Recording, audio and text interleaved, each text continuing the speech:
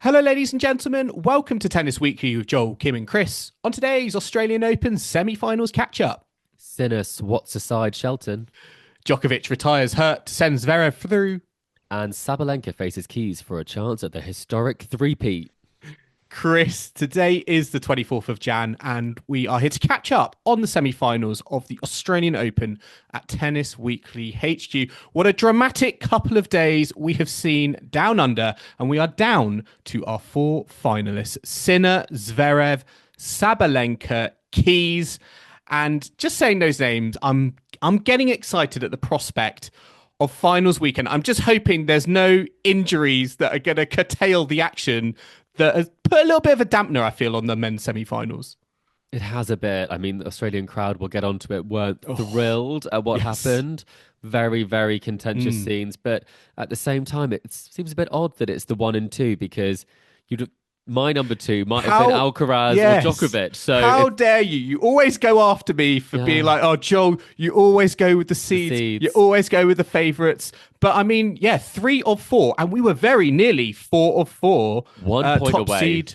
1 point away from top seed versus second seed in the men's and women's draws. I'd love to know, actually, has that ever happened before? Because, yeah, it feels that feels quite interesting. But we it's not happened though. It's not No. happened. Madison Keys had an epic match with Iga Swiatek. We're going to be talking about that. We're going to be talking about Sabalenka and Paula Badosa, the best of frenemies matchup as well. And we're going to be talking about Sinner, Zverev, collector set. We've got a little bit of an update. But where to start, Chris? Oscar nominations. They came out the other day, and I'm not going to lie. Where was challengers? No challengers in Best Picture.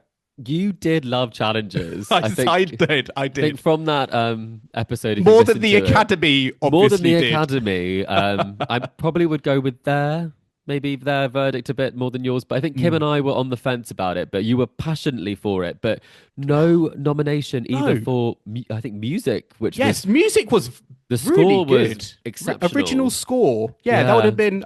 I was surprised. I was surprised. I feel like some people maybe not. Maybe but people want to disagree with me. But yeah, Zendaya um, may be snubbed, actually, when you think about it. justice for challengers. Justice for challengers. But yeah, interesting to see. I mean, a couple of other points to talk about. I mean, collector set. We are down to our final two contestants, each with three correct answers, and they are Alexandra McClelland and Mr. Tambourine Man 91.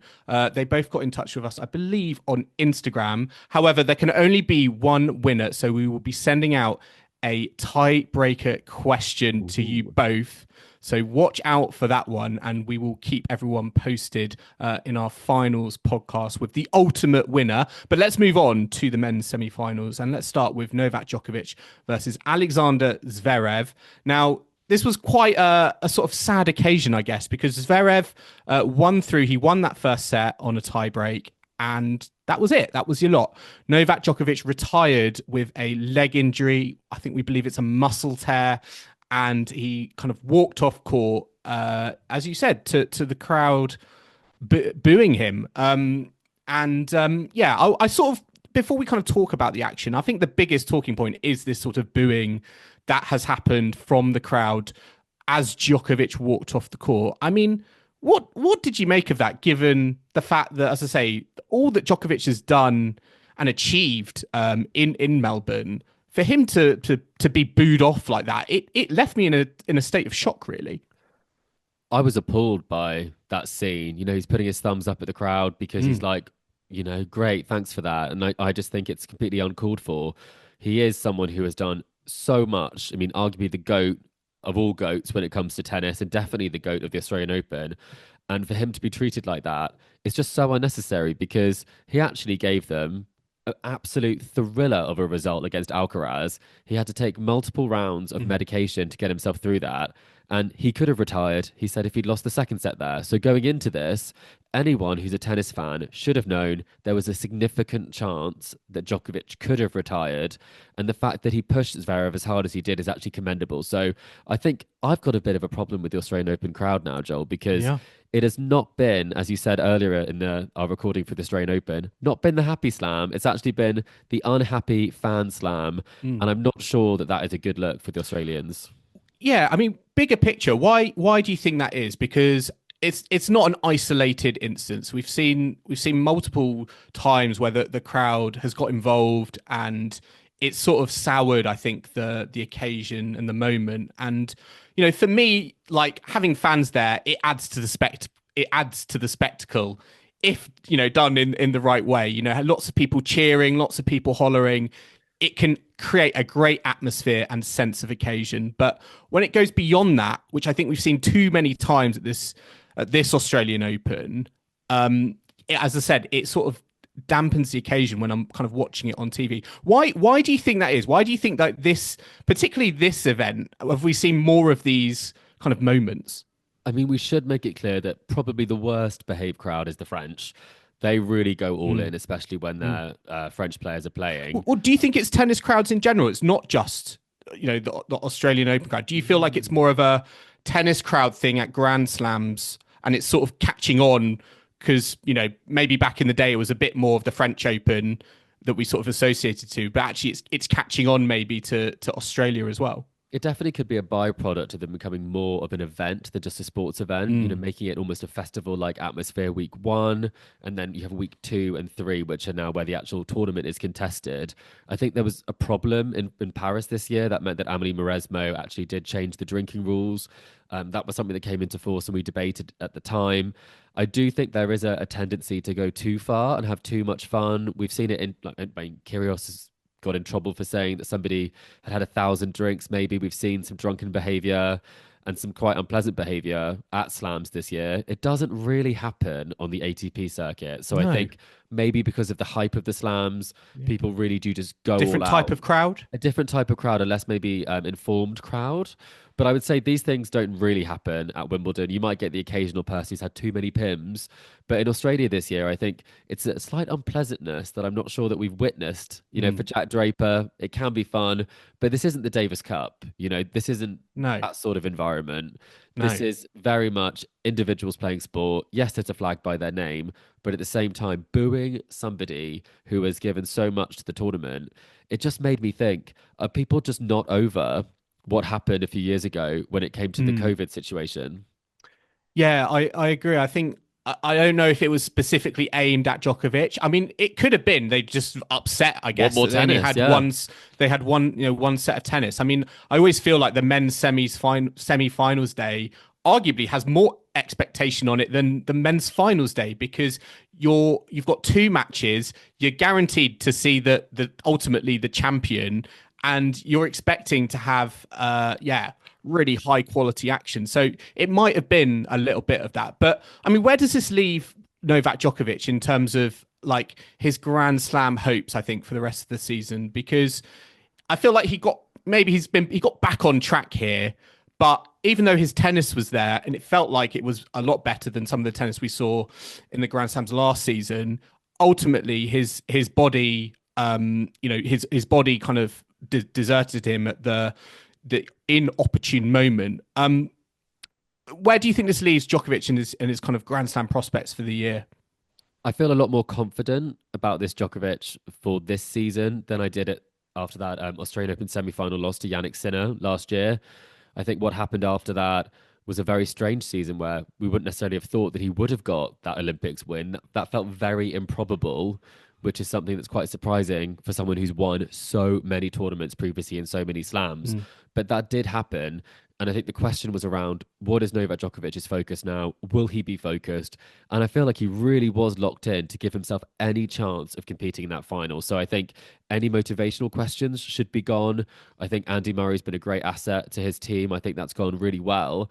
And I actually think that based on this and the defeat of Carlos Alcaraz, he showed that he really is still a contender. And if he can get that body back into shape, which we know that he is very good at doing that, he can play injured. He is picking up more injuries, I should say. And winning slams after 36 is not something that the big three Mm. have done in their 37th year. That hasn't really happened. So there are challenges with that. But this was a Djokovic who was still able he beat two-time Grand Slam champion Yeah. players beaten him before. That's got to be a positive sign. Absolutely, and it was quite interesting to hear. After Alcaraz match, he said he wished it was the finals, and perhaps I know some Ooh. people are reading into that as a bit like, I'm in trouble here going into the Zverev match. And yeah, ultimately, yeah, sadly, his body was not able to let him perform. I mean, just before we move on to talking about Jannik Sinner and Ben Shelton, you mentioned Andy Murray. Where does the Murray Djokovic partnership go from here? Because as I said, this was a big talking point going into the tournament. It feels like it has delivered, or there has been value there, and we have seen that across the 2 weeks. Do you expect to see more of this across the season? Hmm. That's a very good question. I mean, it's hard to know because nothing has been confirmed. They're going to talk after the tournament. One thing we do know is that Djokovic is not playing the Davis Cup, so I will not be seeing the Andy Murray Novak Djokovic train in Copenhagen when they play That against would be Denmark. that would be funny. I was going to ask him all Murray these questions for coaching the Denmark podcast. to Yeah, Serbia to a Davis Cup title. I think it's actually, is it Victor Troicki might be the captain? I'll let you know when I speak to them next week. But I think in terms of that relationship, it showed that this is positive. I do think it has helped. And I think for Novak Djokovic, having a partner in crime in some ways, I feel like a comrade in arms is actually a really positive thing. And what a lot of the players said, you know, the vibes that you get from having a team that you like spending time with is really positive. The question that will always remain will be how much time can Andy Murray commit? Because there were lots of rumours. There were rumours. And again, we should say these are rumours. So anyone listening to this, please do not take this as us saying this is true, that Igor Swiatek was interested in Andy Murray. And he could not obviously commit to the full season with someone. Djokovic obviously doesn't play every tournament at all. He doesn't necessarily. In fact, he probably plays the least of some of the top players because of the fact he's preserving his body. So he could, could have a little bit of an ad hoc relationship throughout the year, a bit like what Murray had, obviously with Lendl, where Lendl popped up at the big tournament. Yep. So that's what I'd expect to see. I wanted to raise it because a certain Emma Raducanu has announced that Nick Cavaday, her coach, has had to step away to focus on his health. So that opens up, I guess, yet again another spot in the coaching position for Emma Raducanu. Do you think there's a possibility? I'm just going to say it now. Can we get Andy Murray coaching Emma Raducanu this season? We've had everyone else. That's true. After the Murakami disaster at Wimbledon. Yes. Yeah, they're very much back on track. Murakami was too good a name for us not to have used it more. I think they would be a good match, to be honest, because I think Raducanu needs to be taught some of that resilience and some of the discipline of the physical training that obviously, Andy Murray did on a level that no one else has done because he literally had to rehab that much more gym time because of the metal hip. So I can see him doing some consulting periods, but I don't necessarily think he's going to follow the tour, to a 250 somewhere. I'm not sure that would warrant his departure from his family responsibilities when he could be at home or, at his lovely hotel in Scotland. Well, let's move on to the second semi-final, Jannik Sinner versus Ben Shelton. Now, we did get a complete match here, and this was a straight sets win for Sinner, 7-6, 6-2, 6-2. And Chris, I felt like ultimately this just came down to that first set. It did. I was watching it and I just thought, Ben, I would love this It was to be on a his contest. racket. It was, and he kind of came out there with this fantastic attitude. He was completely ignoring the rankings. Broke Sinner in his first game, I think. It was quite a statement when he went kind of 2-1 up. I thought, hang on a minute. Obviously, they got back on serve, but he really had the chance to do it. But it's funny because I was thinking about this match and the fact that it feels like young Benny boy sort of thing. And the reality is there's literally less than a year between them. When you think about it, we feel like Jannik Sinner is a lot more mature than he maybe is because he's had so much success so young and so much success in the last year. But they probably were playing each other in juniors quite a lot. So it's actually not necessarily the David and Goliath situation that maybe we thought it was, because when you have that history, it kind of evens it out a little bit. So I think that's what we saw in the first set. But after that, it was one-way traffic, Joel. It wasn't the most entertaining. So do you have any sympathy for the crowd with the fact they didn't necessarily get that much tennis? I do, but I also think that you're never guaranteed anything when you go as a fan, to a stadium to watch tennis. And I think the matter of men's semi-finals day, I do think for me it is like in some ways the most sought after ticket, even more than the final, because you're getting two singles matches of real caliber and quality, and you get to see every you can come You could get home from 10 it sets, saying, couldn't you? yeah, and you come home from it saying, at the end of the day, I saw the I saw the champion. So I can understand it from that point of view. But yeah, this was very straightforward for Sinner, and it was straightforward regardless of the fact that, I mean, at the start of that third set, he was caught on camera limping, which again was a bit of an interesting one. I was kind of reading, is this an injury? Is this actually just cramping? But it didn't actually. It actually didn't really matter, and it got me thinking. Like, even if he is sort of maybe struggling a little bit, Jannik Sinner's still like the world number one. There's an element of like Terminator about Djokovic Mm. and Sinner that they may be kind of sort of cobbled together, but they're still able to keep going. And it makes me think about what on earth are they taking in between these things that kind of helps them to recover? Like when Djokovic took the medicine twice during that match with Alcaraz to get through the Runa match, Sinner looked down and out. He looked like he was so unwell. Yeah. And obviously, when he was unwell at Wimbledon, it was also a case that Medvedev was just able to get past him, but it was a just. So I think that just shows there's this resilience, as well as the fact that obviously the medical team behind the scene, the physical teams, the physios they work with are doing such a great job. So it's hard to read into that injury and think he won't be able to compete in the final. But at the same Well, time, oh, it's I'm gonna have to rethink my whole thoughts on this because Djokovic obviously pulled out, and you never know how close another player is to. Like if Sinner had lost that first set, would anything have changed? yeah, I agree. It would have been when that's not the situation you want to be in if you're feeling some sort of physical effect. I mean, let's move on and look at the final because it's Jannik Sinner versus Alexander Zverev. They've both been in two Grand Slam finals before, and interestingly, Sinner is 2-0 in Grand Slam finals, and Zverev is 0-2. Zverev does lead the head-to-head 4-2, but I mean, where do you see this match being won and lost between the number one and number two seed? I think, I mean, Zverev needs to serve really well. I think in that match with Djokovic, I was actually quite surprised it went down so close. When you look at the numbers, Mm. Zverev has a habit of playing pretty well, 24 winners, 15 unforced errors, and he actually almost didn't win that set. If Djokovic had made that volley in the open court, they would have gone to 6-all, I believe, and then it would have continued. Whereas Djokovic had made 11 winners and 16 unforced errors. So he's got a habit of playing the better tennis, but not getting the win.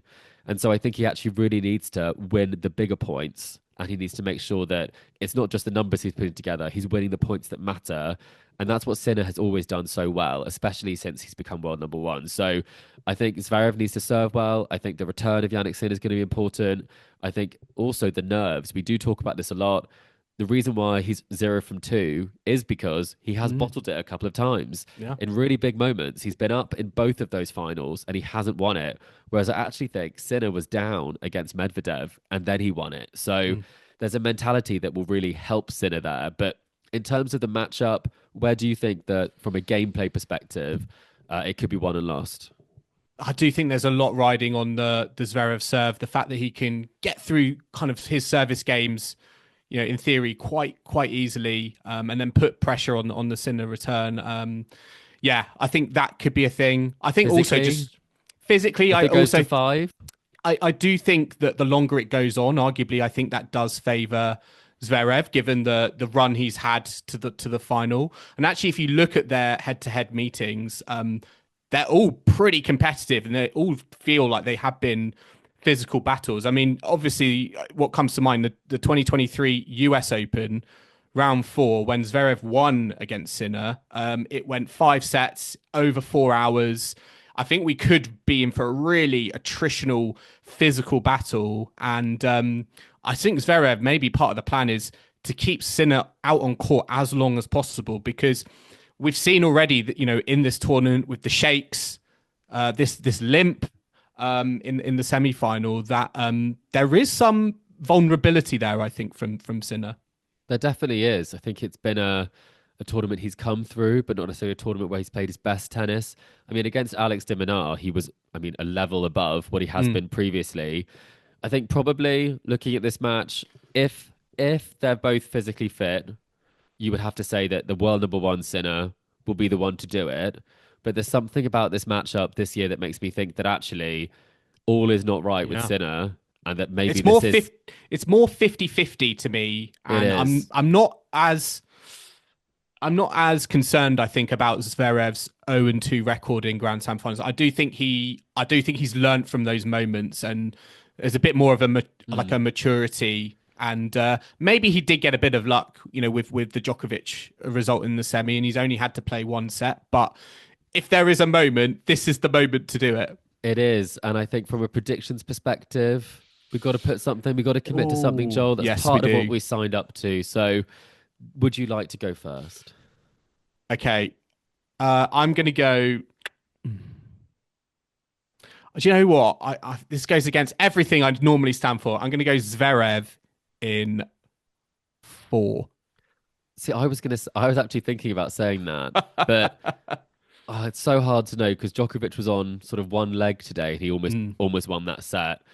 I think that Sinner might get it done in three. I think it might be Oh, okay, quite okay. similar. I either think it's going to go Zverev in four or five, or Sinner in three, which is I can't really be on both sides of that. So I will go Sinner in three just because, based on Zverev's previous history, Mm. I do think that there will be doubts, and I can see it being 7-6, 5-7, 7-5. Sorry, 7-6. I can see it being like very edgy. I can see it being very edgy. I can see it being very nervy, and it'll be interesting, to see how I think Zverev more than Sinner handles the occasion because he's been there before and it's not gone that well. But we shall see. We're going to take a quick break now. Do join us in the second half where we will be taking a look back on the ladies' semi-finals with Sabalenka still on track for a historic three-peat in Melbourne. So do not go anywhere. Welcome back to the Tennis Weekly podcast and our Australian Open semi-finals catch-up. And we're going to be talking about the ladies' semi-finals now. Keys versus Swiatek, Sabalenka versus Badosa. And before we get on to talking about the history that could beckon for Arena Sabalenka, let's talk about the Madison Keys Iga Swiatek match, because this, to me, Chris, was it could be match of the tournament, I think, across both the men's and women's draws, because it was just a fantastic display of hitting. It had drama, that championship tiebreak at the end. It had a match point for Iga Swiatek. This was just a fantastic advert for women's tennis. I just think the way this was competed was so incredible. I was watching it just thinking they're leaving everything on the court. And I think we love these matches where they find levels and they find depth to their game and resilience they didn't even know they have. I think there are times where Madison was up and then you saw there was a bit of a wobble, but she never went away. She still believed in her shots. Iga went down. She missed some not great shots, but she still then made some of the most incredible shots. And I think it's that sort of mental side of it, as well as the tug of war between the players, that made this so engaging. And that final set, was it the highest level of tennis I've ever seen? Most consistent? Maybe not, but it didn't matter because it was one of the best matches I've seen, because you could not know this was going to go this way. Madison could have hit an unforced error. She could have hit a winner. Anything could have happened. But I did feel like it was probably on her racket, that final set. And I think that was what was so impressive about this. She's been in this situation so many times and not got the win. And she just fully believed. There was something about her that just said, you know what? I'm going to keep going for my shots. I'm going to keep hitting the cover off the ball. And actually, it was Iga who blinked. Yeah, I mean, as you say, it was very topsy turvy in those first two sets, and I do agree with you. I think with Keys, it felt like she had all the momentum. I mean, I was, she breadsticked Iga Swiatek in that second set. The bakery was closed, but Yeah, open in America. I was like, did she take that from the Swiatek bakery? Yeah, a waffle. I don't know. But I do enjoy the fact that I think Madison Keys had to go somewhere where she had not gone before. And particularly in that championship tiebreak, what I was so impressed by was she was down for like 95% of that tiebreak. It was like, particularly I think towards the end of what she was like 7-5 down. Yep. And there were moments where I was like, if she loses this point, it's virtual game over. But the way that she was able just to stick with Swiatek and hit her where it mattered right at the end was very impressive. I mean, those two serves, I think it was 8-7 to get to to 9-8. It just showed, I think, a level as you said, I've not seen in Madison Keys before. And I just love the fact that her story isn't going the way that so often it does, where you have that peak, you have that final, 2017 against Sloane Stephens, and then you don't get back to the level that you were at. Whereas Madison's story, it feels like with the level of game that she has, it is by no way and no means over if she can stay fit. So I think it's really, really exciting. And I've spoken to Madison before at Eastbourne, and she is an absolute delight. She is so university, liked on the tour. And she is really just an absolute breath of fresh air with her attitude towards things, because she's so happy with this result. And I think if she left everything on the court, she would be absolutely fine with it. And I think that's something where she really wanted to make sure that she did. And it was, I mean, really impressive, because so many times we think, oh, Iga's going to get through it. She's going to get through this. Yeah. She always does. She'll find a way. And this was. Will she be having nightmares about that match point, do you think? I think for Iga, losing this match will be a big blow. I think she played the best tennis of anybody in the earlier rounds. And so losing it when you're playing so well, I think will sting. She talked about that. It does hurt that she had that match point. It does also hurt the fact that she didn't necessarily keep her level at the height that it needed to be at in some of those key moments. But I mean, it is quite in some of those keys moments, would you say? Keys moments. What were the keys to the game, Joel? But no, I think she will be kind of licking her wounds, but at the same time, a semi-final here is a much better showing than last year. And she has showed some great tennis, but ultimately it's a big hitter that has actually managed to hit through her again at the Australian Open. That's very, very true. And I mean, Madison Keys also, just looking at her run to the final, she actually could come away potentially with saying, I won the Australian Open defeating Rybakina, Swiatek, Sabalenka in the run, which would be one of the most impressive runs, I think, in recent memory for a Grand Slam final, as well as Danielle Collins, actually. So, yeah, we shall wait and see. I mean, as I said, Sabalenka is in the final. She defeated one of her closest friends on the tour, Paula Badosa, 6-4. Are they 6-2. Still friends, Joel? I don't know. There was a bit of talk afterwards in the ceremony about they'll go on like do some retail therapy and go shopping. Sabalenka paying. Sabalenka paying. Yeah, she's got a lot of people. Everyone she beats, like Putintseva as well, wants some birthday presents. I mean, she needs this prize money to foot the bill for some of these shopping sprees. Yeah, I would be, if I was Badosa, I would be going to town on... Straight to Christian Dior, yeah. Yeah, exactly. But yeah, it was quite fairly routine result. Quite close, I guess, in that first set. But ultimately, at the end of the day, I was listening to Tim Henman on commentary talk about the fact that he felt that kind of Sabalenka and Badosa's styles are quite similar, but it was just kind of clear in this matchup that Sabalenka was a notch above. Yeah, and she has the weapon. Paula Badosa does like to strike big tennis against Coco Gauff. She can match the firepower. She can move really well. It's more of a level contest in terms of that side of things. But then when you look at, for example, the Sabalenka forehand, it's just that bit bigger, and you don't get the time on the ball that you might like. And I always remember she was playing some fantastic tennis, Badosa. I think it was like a couple of years ago, maybe a little bit longer than that now, when Madison Keys had that fantastic run to the semi-finals. Could have been 2022, can't remember, at the AO. And Keys just hit her off the court.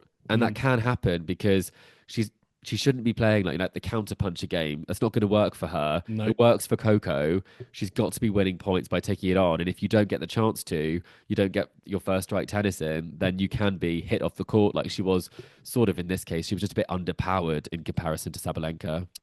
Yeah, and it's easier said than done as well, because Aryna Sabalenka, I mean, she's got this fantastic record, particularly on hard courts at Grand Slams. She's now reached 5 straight hard court Grand Slam finals. I mean, that is very... Wow. That is very... It's not really talked about, I think, how dominant really Sabalenka and how consistent she's been on the hard courts over the last few seasons. Like, this is like up there with, Swiatek, on the clay, which feels a little bit more like championed. Yeah, I mean, that is genuinely very impressive, and something that maybe we don't always realise. And the fact that obviously she wasn't actually fit, I don't think, for last year's Wimbledon. So she's done all of this despite not being able to necessarily play at some of the biggest tournaments where she could get some great results as well. So I think very, very impressive. I was going to say something I quite like, which is not necessarily on the agenda for today, but I can tell you that someone has made the last three hardcourt finals on doubles as well. Would you like to hazard a guess? Oh, is it Gabby Uh, Dabrowski? Not Gabby Dabrowski, but a very good Oh, guess. It's actually Ostapenko, oh wow. who Okay. won the US Open, made the final of the Australian Open last year, and is back in the final this year with Shea Su Wei. So, you know, Sabalenka and maybe Ostapenko should team up for some doubles, Mm. and they'd be unbeatable on a hard court. Before we kind of talk about the fact that before we preview, sorry, the final between Arena Sabalenka and Madison Keys, was there a little like 0.01% of you that was a little bit sad we weren't going to get a Sabalenka Swiatek 1 and 2 duke it out battle in the final? This is why I probably veer on the side of unprofessional, but I I just really, really like Keys. And I just think she's a player who, ever since she was like 14, when she got that world team tennis result against Serena Williams, she should have won a slam. She's probably the best player that never has won a slam on the women's side. Maybe Hmm. there's a few other players. Svitolina better than Svitolina? I think so. Like in terms of closer to getting that slam and having Hmm. the game to do it, I think Svitolina's got the most out of her game, but I think Madison hasn't always been able to contain that firepower. So I was rooting for um, Keys in that moment, but if I could choose the final before the tournament, I would have loved to have seen a one versus two because I think that would be really interesting. And I'm kind of Yeah. worried that the same thing that happened to Badosa could happen against Keys and Sabalenka, just because one of them is going to have to hit really big. The points are going to be short, and it makes me think we're not going to have the most lengthy encounter. Yeah. And it does just depend who's hitting less on forced errors that day. Is that what you think the matchup between Keys and Sabalenka will come down to? Because it does feel like a matchup that rallies are going to be short.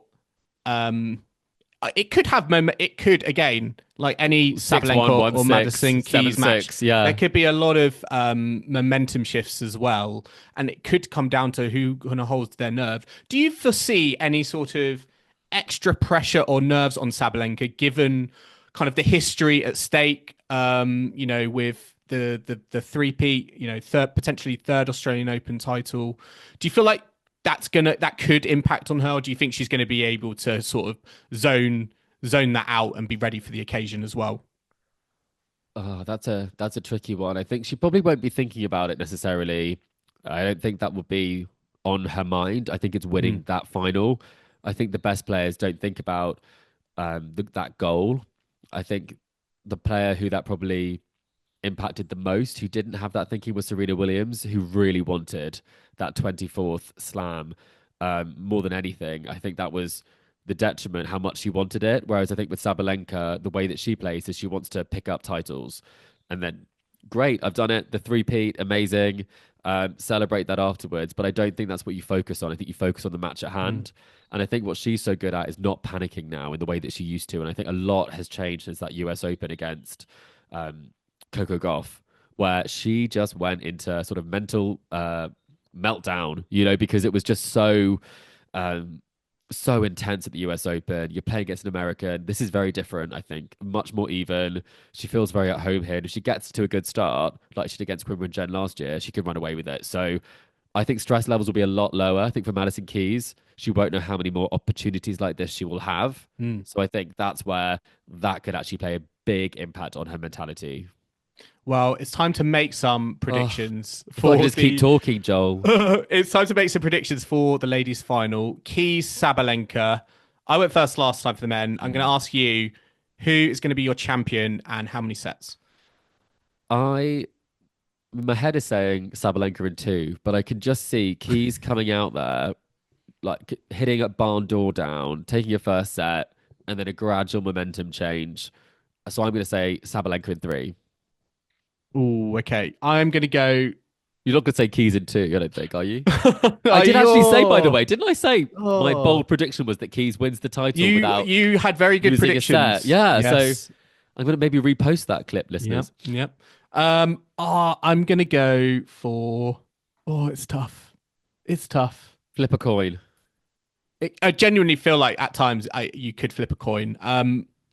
I still got to go Sabalenka. I think Number one seed. You went number number two one for the seed. men's. You I can't know go. You can't break Sabalenka. tradition. I do think it'll be a Sabalenka in three. Okay, so we're agreed, Joel. But I think we're going to be in for lots of breaks of serve, Big short hitting. rallies, big hitting, big unforced errors. Go big or go I think it home. could be an interest. I think it could be a really interesting one. So yeah, we'll see. Interestingly, Madison Keys only lost this season. Clara Tauson, A Dane, a Dane. I'm There in you go. Denmark. That makes Yeah. me very, very proud. So yeah, Clara Tauson can take that home. But yeah, I'm very much looking forward to finals action. Keys versus Sabalenka, Sinners versus Zverev. Let us know, listeners. What do you think? What are your predictions Who do you for agree the with? finals? Who do you agree with? Yeah, we would Neither like of to us, know. probably. Probably that's probably true. Yeah. But we're gonna wrap up our semi-finals catch up there. As always, I hope you've enjoyed our latest episode of the Tennis Weekly podcast. Remember to subscribe to us to stay up to date on all the action as we head into finals weekend from the Australian Open. We're on Apple Podcasts, Spotify, YouTube, and all major podcasting platforms out there. And if you like what you're hearing, then make sure to leave us a rating and review on Apple Podcasts or Spotify. Plus, like and subscribe to us on YouTube and hit that notification bell. A like and subscribe make a big, big difference to our channel. And so if you would like to, our finals episode, like this episode, is a video episode. So do look out for that. And we will be posting some updated episodes a little bit earlier on YouTube. So if you want to find out what we thought of the women's final before the podcast is released later in the weekend, the full finals podcast, then do head to our YouTube for an exclusive. You can also follow us on social media on Facebook, Instagram, TikTok, and X. The handle for all of those, as always, is Tennis Weekly Pod. You can purchase that last bag, the Gold Joel, one bag down before the end of the US Open. One bag left. Yes, and that's at etsy.com/shop/Tennis Weekly Podcast. We might just give it to the winner of Collector Set. But then you can also email us at tennisweeklypod@gmail.com or check out our website, tennisweekly.co.uk. And we will be back on Sunday at Tennis Weekly HQ for our finals catch up of the Australian Open. So I do hope you can join us for that. But in the meantime, it's goodbye from Chris. Goodbye. And it's goodbye from me. We'll see you again soon.